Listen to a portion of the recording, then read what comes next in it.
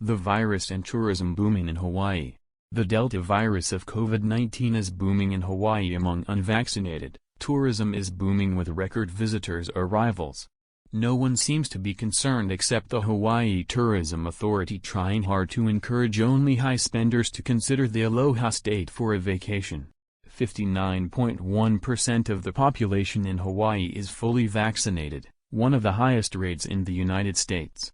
Despite this, 164 new cases of COVID-19 and 7 new hospitalizations were recorded on Friday. Adjusted to vaccinated people, this is one of the highest daily number recorded since the outbreak of the virus.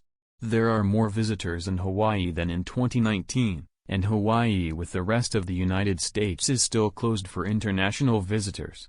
The worst day since the pandemic broke out was August 27, 2020, with 371 daily new cases even after Hawaii relaxed entry requirements for domestic tourists from the mainland U.S. The daily infection numbers averaged about 40-60 a day, and the vaccination percentage kept going up. Since July 8, 2021, fully vaccinated visitors no longer have to worry about providing a negative PCR test to avoid 10 days quarantine. There are more visitors in Hawaii right now compared to 2019. Hawaii, with the rest of the United States, is still closed for international visitors. Japanese, Koreans, Canadians, Australians, and Chinese were always a major part of the Hawaii visitors count, but are still not visiting. Domestic tourism is taking its place and more. The increase in tourism was great news for the tourism-dependent economy in the state, with full hotels, long waits at restaurants, shopping malls crowded, and no towel space at many beaches. The last week should have caused a wake-up call for those that think the virus is now also history in the Aloha State. Counting out fully vaccinated people that usually won't get the virus, it's now a virus among those unvaccinated. Taking into consideration the infection number is shared by only 40% of the population, today's new caseload is one of the highest recorded in the state. In the past, it would have caused complete lockdowns. Today hardly anyone seems to be worried, and bars and other tourism venues remain packed.